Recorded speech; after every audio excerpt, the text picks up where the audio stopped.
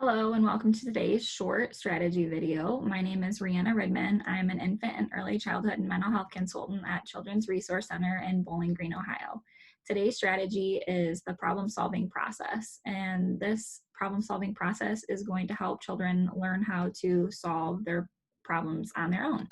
So one way to do this is by posting and practicing problem solving steps in either the classroom or at home. So having a visual of the problem solving process can be helpful for children. They can look at that visual and remember what they need to do to solve their problem in a positive way.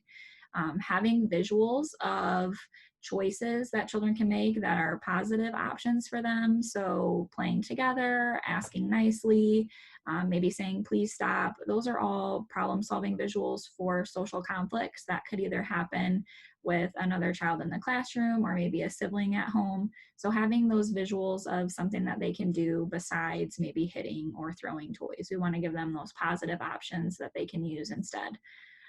If a child is feeling really upset or frustrated, maybe they are sad or angry, they can also use calm down choices to help problem solve what they want to do to feel better, what they want to do to help themselves calm down. So maybe they can see a picture and decide they want to take a deep breath, or maybe they want to get a drink of water, or maybe they just need to walk away and take a break for a minute and then they can come back later. So having these visuals either at home or in the classroom can be helpful for children to kind of jog their memory and give them something positive to choose when they, have a problem. The four problem solving steps in the problem solving process are identify the problem, think of solutions, try it, and then decide if it worked or if it didn't work. So just evaluating whether or not it was a good solution or maybe we need to think of a different one. So just for an example, if this problem solving process visual was either in the classroom or at home, children can look at these pictures and remember that they can solve problems for themselves. They don't always have to go get a teacher, they don't always have to get a parent to kind of help them deal with whatever situation it is. They can look at these visuals and remember that they can solve problems for themselves. So for an example, we could say that maybe I am playing with a friend and we are both playing with dinosaurs, but there's only one T-Rex and both of us really want to play with that T-Rex.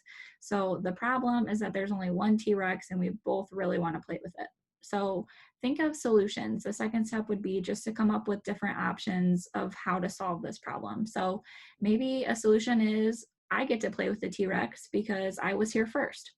Another solution could be maybe we're going to take turns. So we'll get a timer and I can play with the T-Rex for 2 minutes. And then when the timer goes off, then my friend gets to play with the T-Rex for 2 minutes.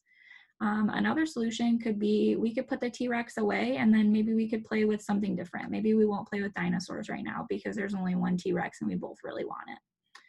So the third step would be just to try it out. So from those options, I think the best option out of those three would be to take turns. So we're going to use a timer and then I'm going to play with the dinosaur for 2 minutes. And then once the timer goes off, then my friend will get to play with it. So did it work? Did that solution work for us? Well, you know what? It really didn't work because I'm still pretty unhappy. I don't want to wait 2 minutes for my friend to play with it after I'm done with it. I want to play with it the whole time. So that solution didn't work. So now what we have to do is repeat the process. So we're going to go back. The problem is still that we both want to play with this T-Rex. So another solution that we could try, so this time let's try putting the dinosaurs away and maybe we'll both play with something different that we both get a chance to play with what we want. So this time we're going to try it. Did that work? Well, you know what? I did really want to play with the T-Rex, but now that we picked out a different toy, now we both get to play a game that we both have something that we really like. So actually this solution did work. This one worked out for us. So having this kind of problem solving process visual, either in the classroom or at home, again, can show children that they have the ability to solve their problems on their own. They have that initiative that they can do it without asking for help. Sometimes children do have a hard time thinking of solutions on their own, and that can be the benefit of having those problem solving visuals. So, giving them the options. So, maybe they didn't think right away of using a timer. But if we have a picture that shows using a timer as one of the positive options, that can help them to kind of jog their memory or think of new solutions.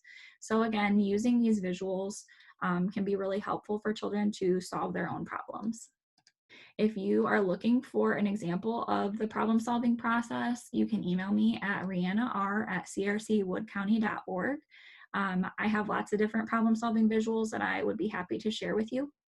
Um, the problem solving process is an evidence based strategy from DECA, and the problem solving visuals come from Conscious Discipline or Teachers Pay Teachers.